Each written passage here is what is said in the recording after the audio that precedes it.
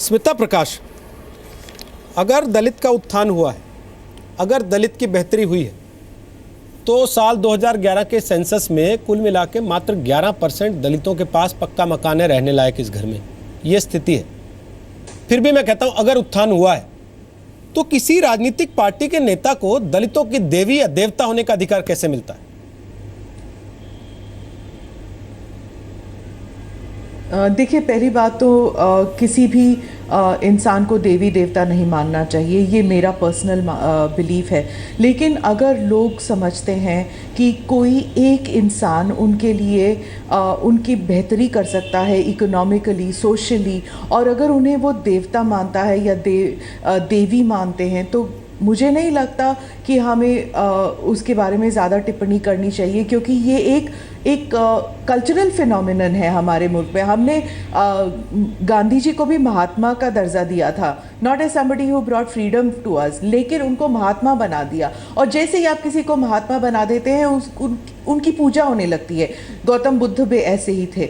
इसी तरह अगर आप जिस तरह आप देख रहे हैं अभी अम्बेडकर के बारे में लोगों ने किताबें कम पढ़ी होंगी, लेकिन जाके फूल मालाएं चढ़ाएंगे, उनके पुतले हर जगह होंगे। I mean this is a national culture. तो अगर जब मायावती कहती हैं कि उन्हें रिस्पेक्ट देती है दलित कम्युनिटी और उन्हें देवी मानती है, तो ठीक है, क्या बुराई है इसमें? अगर कोई उन्हें देवी मानता है और समझता है कि ये उनके लिए कुछ करेंगी, तो इट इज़ देयर माइंडसेट। अगर कुछ करती हैं, कोई भी दलित समाज के लिए कुछ भी करे, तो सराहनीय है। दो अलग अलग मसले हैं। एक, मायावती को लेकर की गई टिप्पणी बीजेपी नेता की, जिसके लिए उसे पार्टी से निकाला गया और पुलिस तलाश भी रही है। और दूसरा, जिसका जिक्र अभी चंद्रभान जी ने किया, कि दलित समाज के लोग अगर जानवर की खाल से काम करते हैं तो गौ रक्षा के नाम पर उनके साथ मारपीट होना। मैं इसमें जो मायावती के लिए अपशब्द इस्तेमाल करने का मसला है, स्मिता जी, आपसे उस पर यह जानना चाहता हूं कि इसको महिला के अपमान का मामला देखना चाहिए कि दलित के अपमान का मामला देखना चाहिए?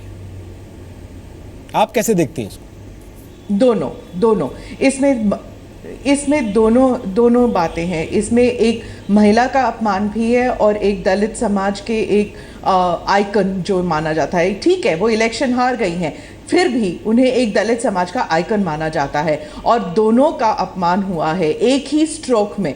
और ये कोई नई बात नहीं है।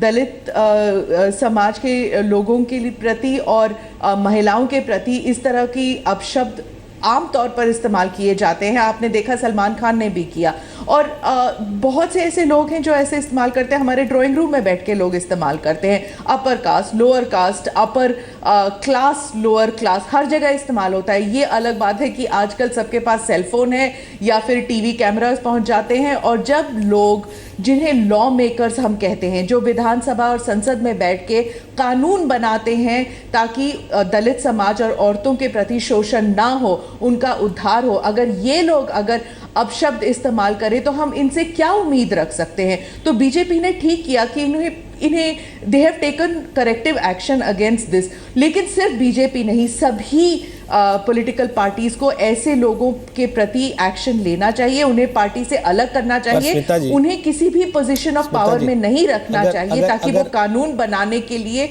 उनके पास कोई राइट। अगर मायावती दलित नेता ना होकर सवर्ण नेता होती, ठाकुर नेता होती, ब्राह्मण नेता होती, तो क्या उनके अपमान का जो वजन था वो कम हो जाता?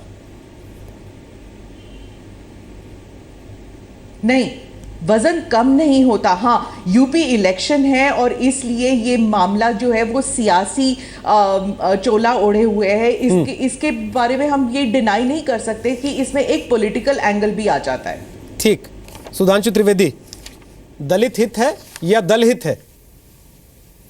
देखिए, मैं ये कहना चाहूँगा कि यहाँ पर जो दो बातें कही गई हैं उनका एक सैद्धांतिक पक्ष है और एक राजनीतिक पक्ष है।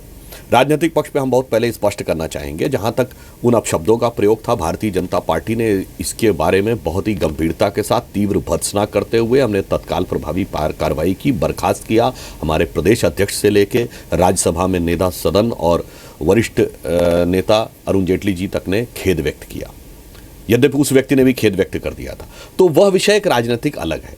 अब बात आती है सैद्धांतिक की कि भाई आप ये कहें कि एक विशेष दल का या भारतीय जनता पार्टी की ये सोच है, भारत में ये सोच रही है। अभी जो बातें स्मिता प्रकाश जी ने कही और जो बातें चंद्रभान जी ने कही, इन दोनों से मैं थोड़ा थोड़ा मतभेद रखूंगा। स्मिता प्रकाश जी ने कहा कि कोई वर्ग अगर किसी को नेता मानता है, उसको देवी मानता है, तो क्या बुराई है? माने, हमें कोई आपत्ति नहीं है। पर कोई खुद कहता है कि मैं देवी हूं, मेरे ऊपर आप पूजा अर्चना चढ़ाइए।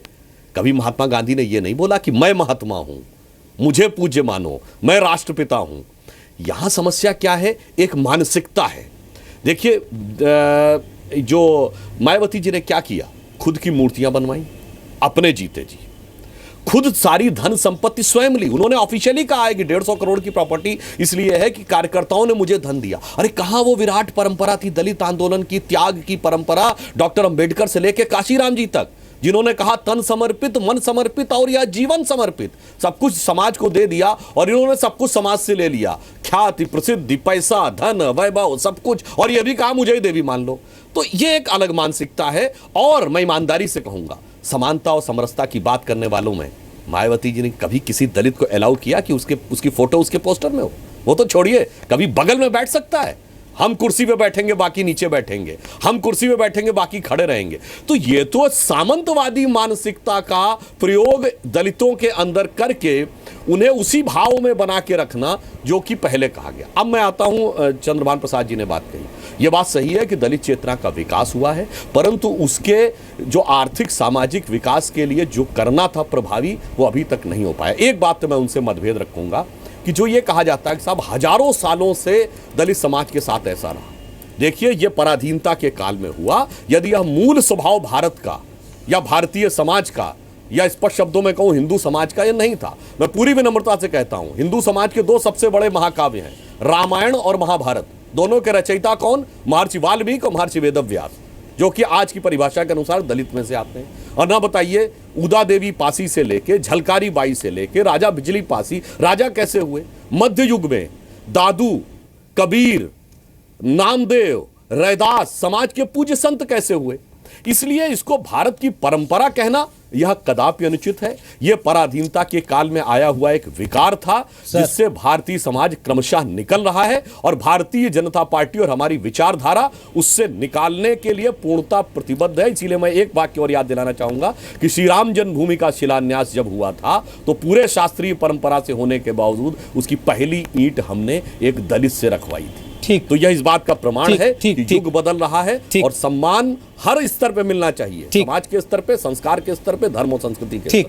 सर, मैं चाहता हूं कि आज के दौर में जब हम बात 2016 में कर रहे हैं, तो हम एक तो पुराणों में, कथाओं में ना जाके वर्तमान में हम किस तबके के साथ कैसा व्यवहार कर रहे हैं, इसको स्टिक करें, बेहतर है, पहली चीज़।